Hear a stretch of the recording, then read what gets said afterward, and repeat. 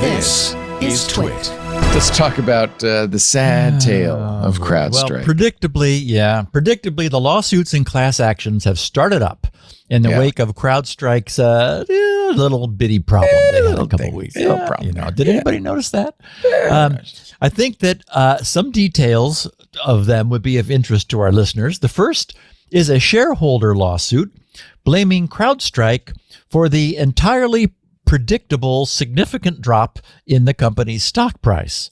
Apparently, the Plymouth County Retirement Association of Plymouth, Massachusetts, now regrets having invested so heavily in Crowdstrike.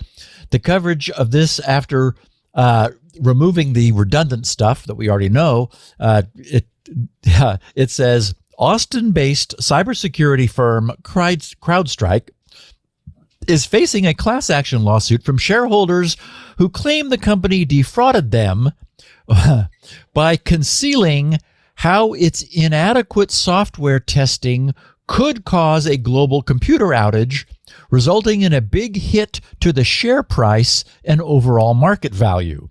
According to the July 30th complaint filed in the United States District Court in the Western District of Texas, Crowdstrike's Chief Executive George Kurtz characterized Crowdstrike's Falcon software as validated, tested, and certified during a conference call on March 5th. The plaintiffs say these statements were false and misleading because Crowdstrike allegedly failed to properly test and update. Actually, they did update, and that was the problem. Allegedly failed to properly test and update its Falcon software before rolling it out to customers. The complaint alleges Crowdstrike, quote, instituted deficient controls in its procedure for updating Falcon and was not properly testing updates to Falcon before rolling them out to customers. Okay, I think everybody would agree with that. Crowdstrike did not disclose that, quote, this inadequate software testing created a substantial risk that an update to Falcon could cause major outages for a significant number of the company's customers, unquote. The complaint alleges, quote, such outages could pose and in fact ultimately created substantial reputational harm and legal risk to Crowdstrike.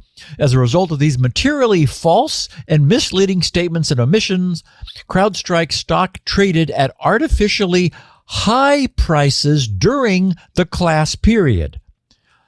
Okay, so they're upset over the terrific management, operation, and reputation of Crowdstrike before the event that had presumably made them so much money. And now they're suing because what was once overly inflated is apparently no longer.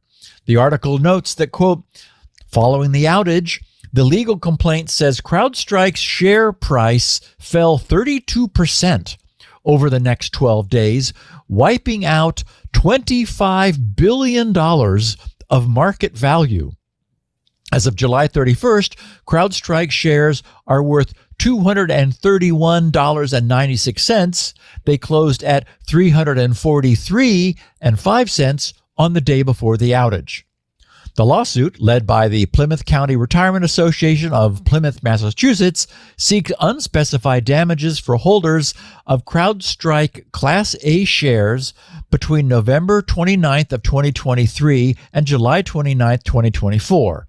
The class action also alleges that Delta Airlines hiring of an attorney to represent them in seeking damages from the country, along with Kurtz's being called to testify before the U.S. Congress over the incident, caused Crowdstrike's share price to fall. So they're also unhappy that other things that allegedly hurt Crowdstrike's reputation also hurt the stock price. Okay. The article says Crowdstrike said in a statement provided to media outlets, "We believe this case lacks merit and will vigorously defend the company." Speaking at the time of the outage, Crowdstrike Chief Executive George Kurtz said, "We identified this very quickly and remediated the issue, period." He added that its systems were constantly being updated to ward off adversaries that are out there. Okay, so That's the first of the entirely predictable legal actions that are underway. Hey, it's Leo Laporte. I hope you've enjoyed this little snippet from Security Now. If you want the whole show, you can get it at our website, twit.tv/SN. Of course, you can subscribe to Security Now on your favorite podcast, or just click one of the links below. Security Now.